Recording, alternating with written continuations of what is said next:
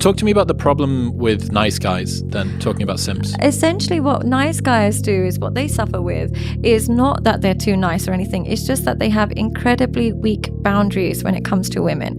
They simply are not just women. It could be anybody. What they do is they lack a lot of masculinity. And what they do is they blame the fact that they're so nice as to why they can't get women. But it's not about being nice. It's about a lack of masculinity. And one of the best ways to establish masculinity is placing boundaries, particularly with women. When you don't like a behavior, you don't roll over and allow it to continue and then give her more in order for you to get her. You set a boundary and you have a willingness to walk away. Nice guys, what happens is they don't like to exert their boundaries and they don't have a willingness to walk away. So what ends up happening is their nice nature becomes a reason for resentment because women don't like it. They actually feel angry when you're too nice to them because then they don't feel protected. They feel like you're weak. If you let a woman make all the decisions for you, she'll slowly start to hate you because she'll feel like she has to raise you and she'll lose respect for you. So you're better. What we truly want is not a man that just is like chaotic. We just want a man who we can trust makes good decisions. He's not the nice guy. He's the one that we'll submit to. But the one that doesn't trust his own decision making and we have to do it and he comes across as being nice, essentially he's seen as weak. What we truly want is a man whose decision making on his own is one that we can naturally submit to. What I mean by that is if I have to tell you to do this, that and the other and you listen to me, I don't respect you anymore because if I had to tell you and you listen to me and I'm better than you at making decisions, I'm more powerful than you, I don't feel protected. You simply have to be a man that could literally take a girl by her hand and lead her into whatever lifestyle you is, but she feels safe in that knowledge. But if you're the type of guy who's like second guessing himself, if you're second guessing yourself and then submitting to me, we automatically don't find that attractive.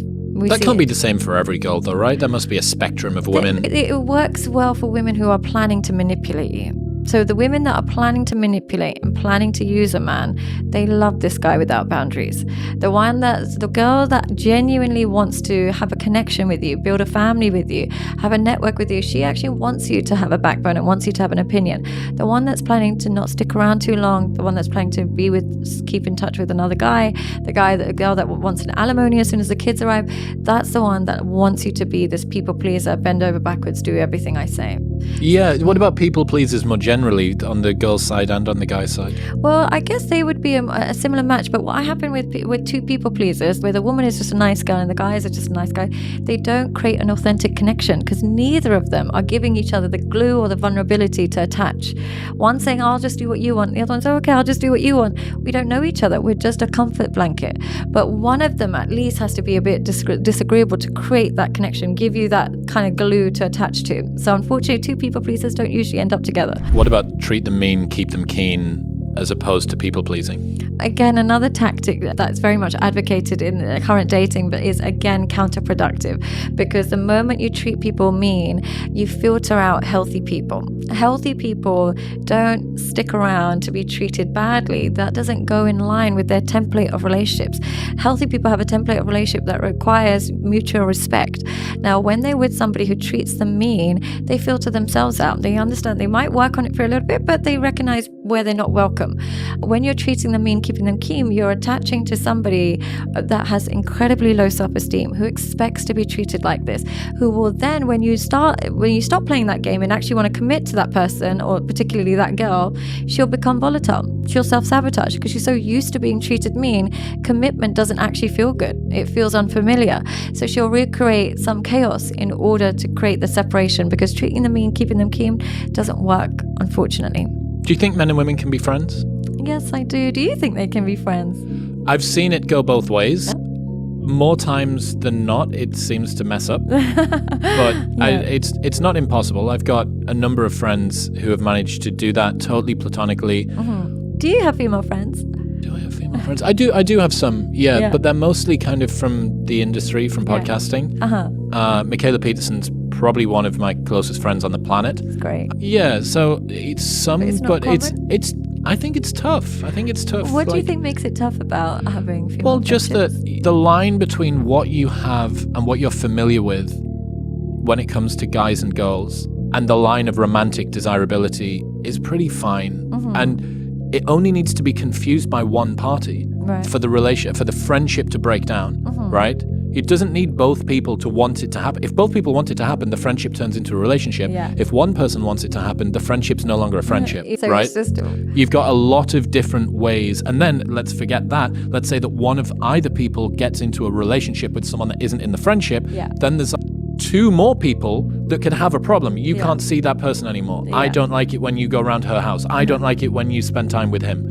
So there's so many different ways that this Yeah. can go wrong. I understand. And one thing I would like to point out about that, because men can never understand why females can have male friends, but we tend to believe that we can have male friends.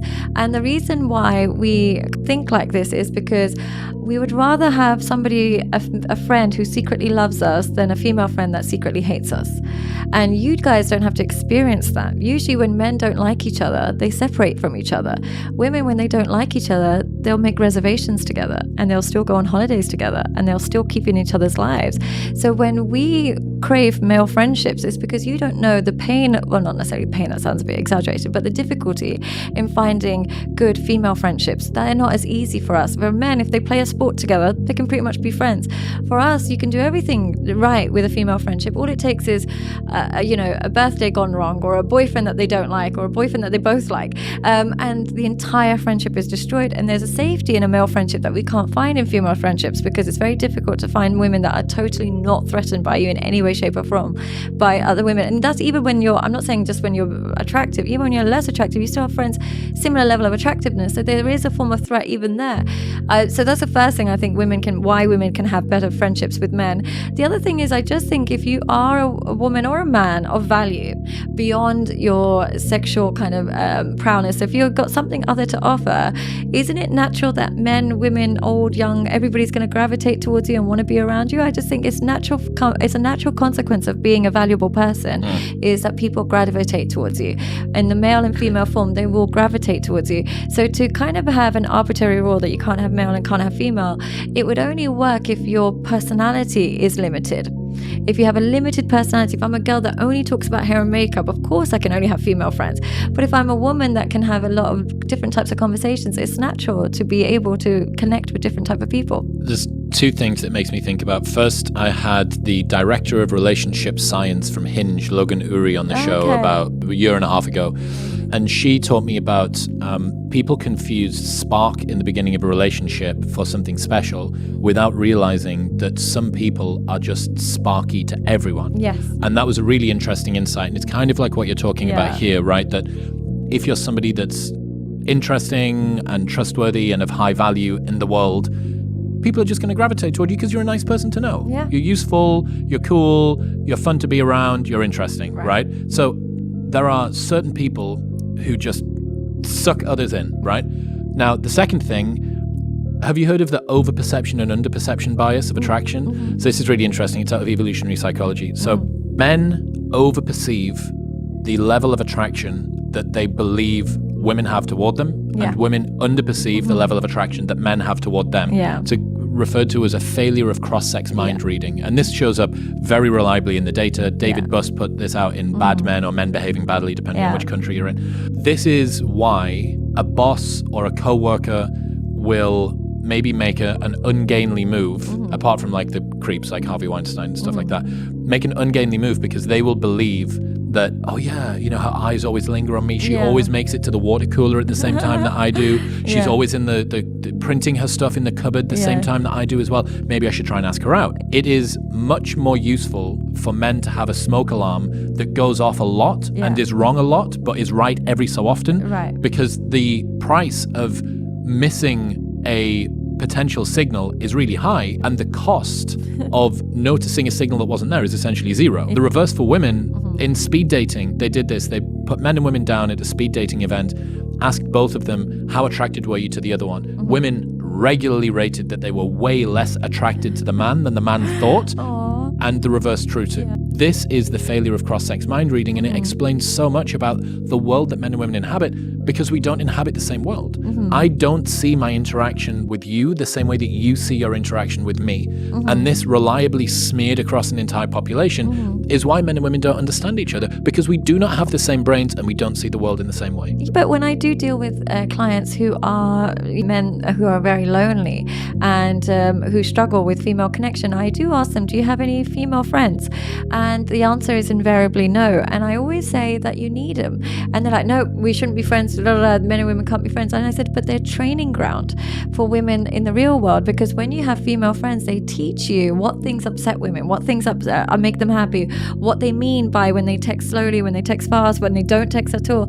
They teach you so much that you can't learn from women directly, because when a woman is in love with a man, she can't help but play stupid games because it's part of a protection strategy. So what she'll do is say she's done when she's not done, or say she doesn't want to sleep with you when she does want to sleep with you. She'll say the opposite of what she truly means. But having female friends helps you understand the human psychology behind a woman in a way that direct experience with them won't. So that's why I actually say, because so many of my male friends will be like, this girl just did that. And I'm like, oh, that means she wants you to do da da da. And you translate it. You can see the code, not the matrix. See the code because we speak in code.